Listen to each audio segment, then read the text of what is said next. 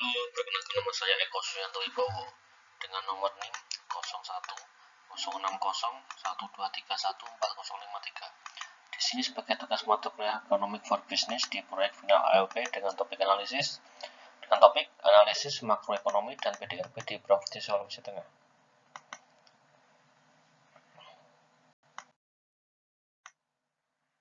Lanjut di tentang latar belakang Provinsi Sulawesi Tengah.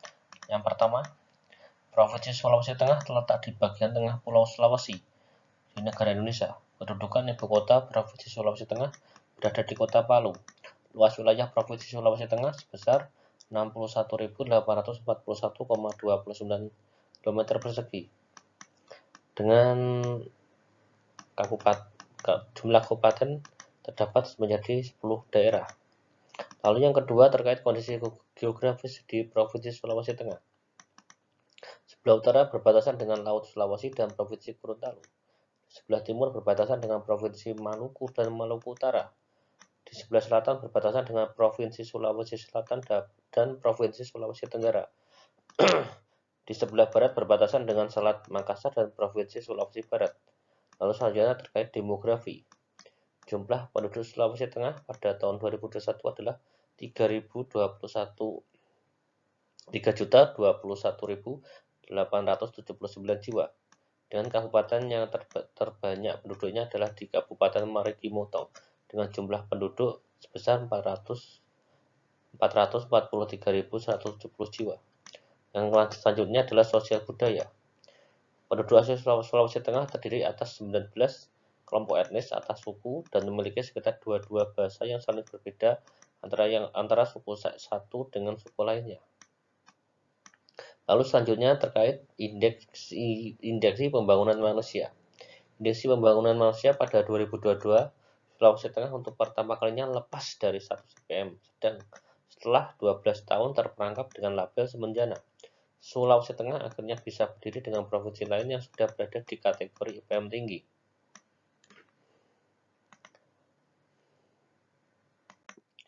Selanjutnya terkait kondisi makroekonomi Provinsi Sulawesi Tengah tahun 2021. Yang pertama, perekonomian Sulawesi Tengah berdasarkan besaran produk domestik regional bruto atas dasar harga berlaku triwulan 4 2021 mencapai 69.634,49 miliar dan atas dasar harga konstan 2010 mencapai 39.204,33 miliar rupiah. Yang kedua terkait PDRB menurut pengeluaran. Ekonomi Sulawesi Tengah triwulan 4 2021 dibanding triwulan 3 2021 tumbuh sebesar 4,89%. Pertumbuhan terjadi pada hampir semua komponen pengeluaran, kecuali komponen ekspor barang dan jasa yang terkontraksi sebesar 0,81%. Lalu selanjutnya, PDRB menurut lapangan usaha. Ekonomi Sulawesi Tengah triwulan 4 2021 dibanding triwulan 3 2021 mengalami pertumbuhan sebesar 4,89%. Pertumbuhan terjadi pada hampir semua lapangan usaha kecuali industri pengolahan yang terkontraksi sebesar 0,66%. Lalu selanjutnya terkait inflasi. Pada bulan Desember 2021, inflasi gabungan dua kota di Provinsi Sulawesi Tengah adalah sebesar 0,84%. Sementara inflasi tahun kalender dan inflasi tahun ke tahun dari Desember 2020 hingga Desember 2021 sebesar 2,20%. Dari dua kota IHK di Provinsi Sulawesi Tengah, Kota Palu tercatat mengalami inflasi sebesar 0,77%, sementara Kota Luwu mengalami inflasi sebesar 1,05%. Lalu selanjutnya terkait kondisi makroekonomi Provinsi Sulawesi Tengah. Selanjutnya terkait nilai tukar petani. Nilai tukar petani Provinsi Sulawesi Tengah selama November 2021 mengalami kenaikan dari 102,88 naik 0,08% dibandingkan NTP bulan sebelumnya. Indeks harga yang diterima mengalami peningkatan indeks sebesar 0,45%. Sedangkan indeks harga yang dibayar petani juga mengalami kenaikan indeks sebesar 0,37%. Lalu selanjutnya tentang sektor ekonomi prospektif UMKM Provinsi Sulawesi Tengah. Yang pertama tentang lapangan industri pengolahan minyak kelapa. Untuk UMKM dari lapangan industri pengolahan, yaitu pengolahan minyak kelapa. Minyak kelapa ini produksinya dengan mengolah kelapanya bisa memakan waktu hingga 2 jam. Campuran parutan kelapa dan air kemudian diperas untuk menghasilkan santan dan selanjutnya dimasak menjadi minyak goreng. Setelah 2 jam, santan kelapa yang bermula berwarna putih berubah kecoklatan, dan inilah saatnya memeras minyak kelapa dengan bantuan kain dan bulan bambu. Minyak goreng hasil olahan buah kelapa yang diproduksi oleh kelompok UMKM dari Kabupaten Sigi di Provinsi Sulawesi Tengah ini dijual dengan harga Rp60.000 per liter.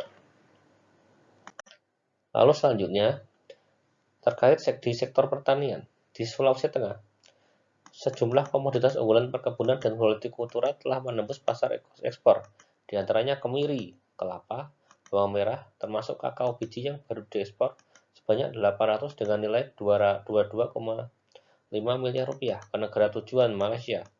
Pada proses hilirisasi pertanian, Pemprov Sulawesi Tengah membuka diri bagi investor yang ingin berinvestasi di provinsi itu dalam rangka peningkatan produksi komoditas pertanian. Untuk UMKM yang sedang berkembang di Sulawesi Tengah ini adalah olahan kakao.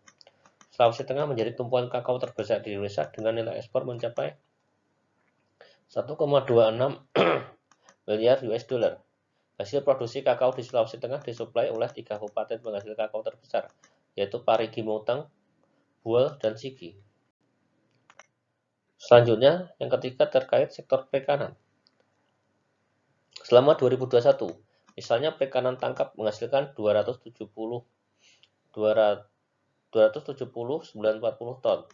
Jumlah itu naik jika dibandingkan dengan 2020 yang mencapai 177,352 ton. Sementara itu untuk perikanan budidaya baik ikan air tawar maupun rumput laut, produksinya pada 2021 turun menjadi 731.966 ton jika dibandingkan dengan produksi 2020 sebesar 960.460 ton. Untuk UMKM yang dapat dikembangkan dari hasil perikanan adalah produk olahan, semisalkan sambal tuna. UMKM dalam bidang perikanan ini dimasukkan sebagai salah satu upaya untuk mengkampanyekan bangga buatan Indonesia, gemar makan ikan, mencegah stunting, sekaligus pengandalian inflasi. Selanjutnya terkait usulan kebijakan relevan terkait ekonomi Provinsi Sulawesi Tengah. Yang pertama, sektor industri pengolahan dan sektor pertambangan.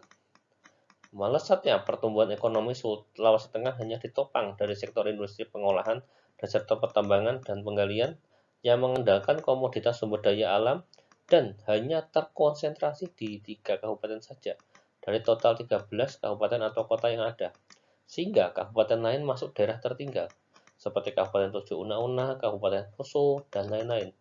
Maka dari itu, harus ada beberapa potensi pendapatan daerah dari kabupaten lain yang tidak hanya mengandalkan dari segi pertambangan, seperti sektor perikanan atau pertanian, yang berfungsi meningkatkan pendapatan lewat daerah lewat UMKM. Lalu selanjutnya, yang kedua, sektor pariwisata.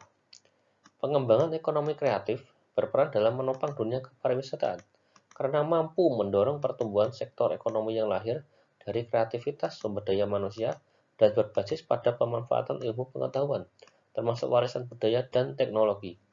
Pengembangan ekosistem ekonomi kreatif menjadi salah satu bagian penting dalam mendukung peningkatan kualitas produk kreatif yang dihasilkan dengan memanfaatkan jejaring teknologi informasi dengan tujuan saling menguntungkan satu dengan yang lainnya.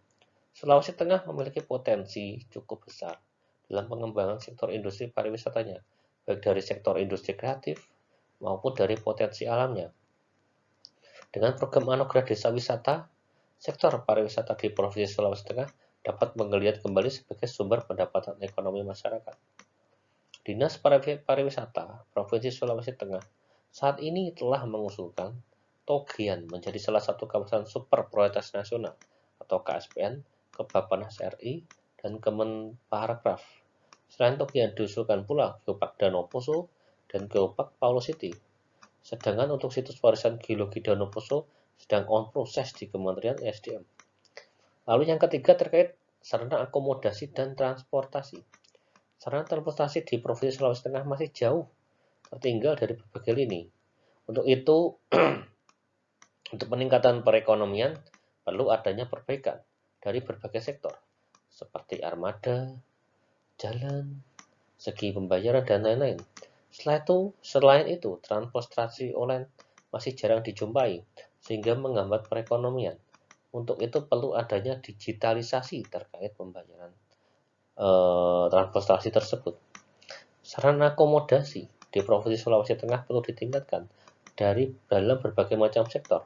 Untuk hotel berbintang di Provinsi Sulawesi Tengah hanya ada di daerah Morowali, Palu, dan Luwu yang notabene adalah kota dengan tingkat industri yang ramai. Maka perlu adanya dari kerjasama dengan pihak swasta atau pemerintah untuk mempromosikan dari daerah yang tertinggal sehingga perekonomian masyarakat semakin meningkat. Dari presentasi tadi kita dapat ambil kesimpulan. Yang pertama, Provinsi Sulawesi Tengah terletak di bagian tengah Pulau Sulawesi, Indonesia. Kedudukan ibu kota Provinsi Sulawesi Tengah berada di Kota Palu. Luas wilayah Provinsi Sulawesi Tengah sebesar 61.841,29 km persegi. Lalu yang kedua, terkait kondisi makroekonomi. Kondisi makroekonomi dari segi perekonomian Sulawesi Tengah berdasarkan PDRB atas dasar harga berlaku triwulan 4 2021 mencapai 69.634,49 miliar rupiah.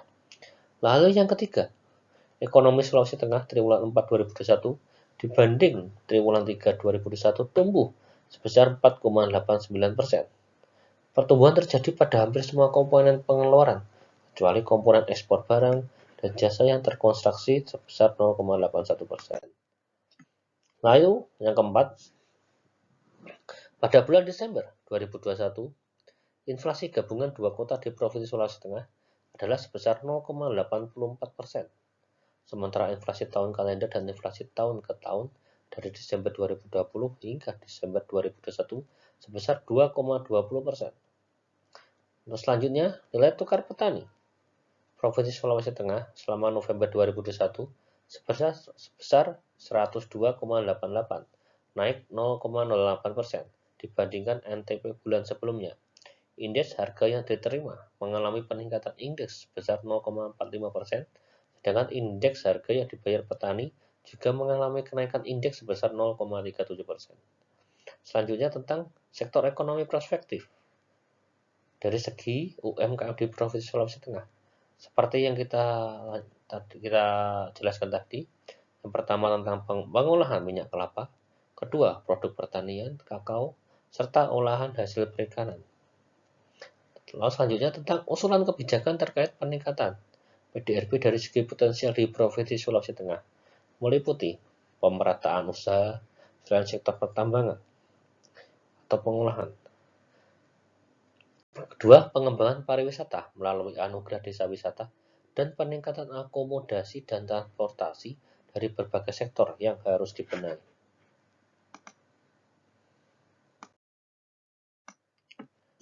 Terima kasih presentasi dari saya. Apabila ada kurang lebihnya saya mohon maaf. Selamat malam.